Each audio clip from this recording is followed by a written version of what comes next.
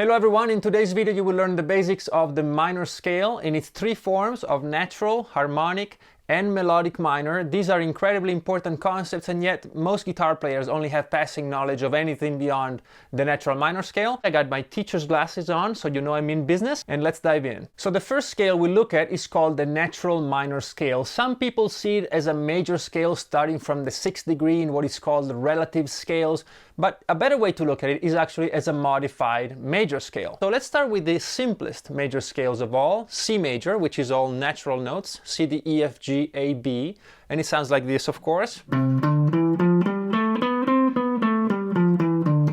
You all know it. And from this scale, we're going to lower three notes. We're going to lower the third note E, the sixth note A, and the seventh note B.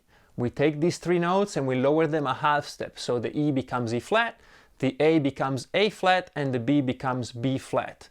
All right, so on the guitar, it will look and sound like this.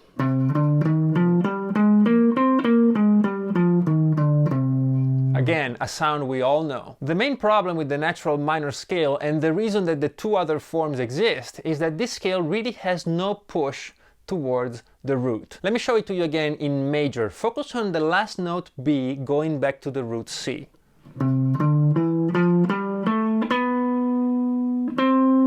You hear how the B strongly pushes you towards the C. When I play it in minor with a B flat, not so much.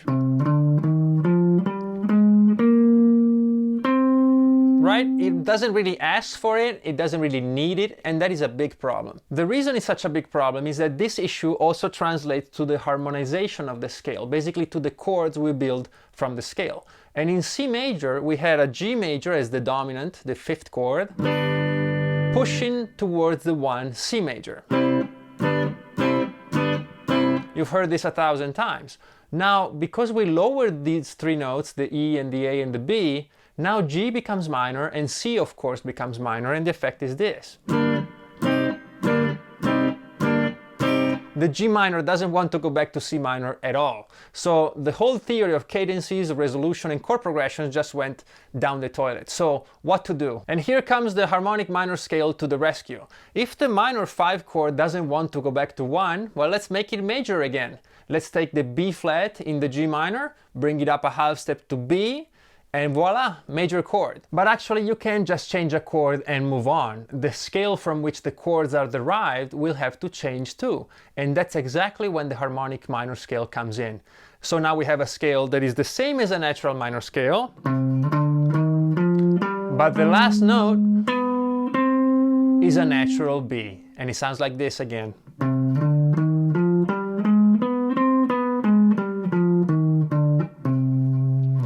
And it is called harmonic minor scale because it was designed to solve the harmonic or chord problems of the natural minor scale. So at this point, all should be well, right? We have our minor scale, we solved the issue with the resolution by raising the 7th from B flat to B. What's wrong? Well, what's wrong is this sound here, the minor 6th to the major 7th.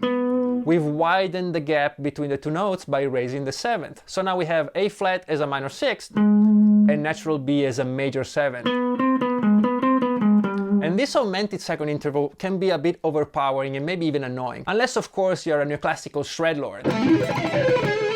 So now our melodies are a little weird with the harmonic minor scale. So how do we fix it? Well, with the melodic minor scale. It's a scale designed to solve a melodic issue, and if the problem is that awkward interval between the minor 6th A flat and the major 7th B,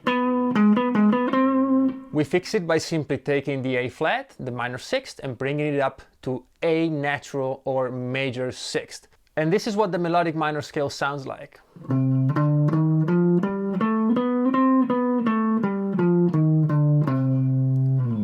Gone is the weirdness of the augmented second, and we still keep all the benefits of pushing the scale forward. Some of you will have noticed that the melodic minor scale is simply a major scale with a minor third, in this case E flat, and that would be correct. And traditionally you would be using this scale only for ascending. and then for descending you will revert back to the natural minor scale.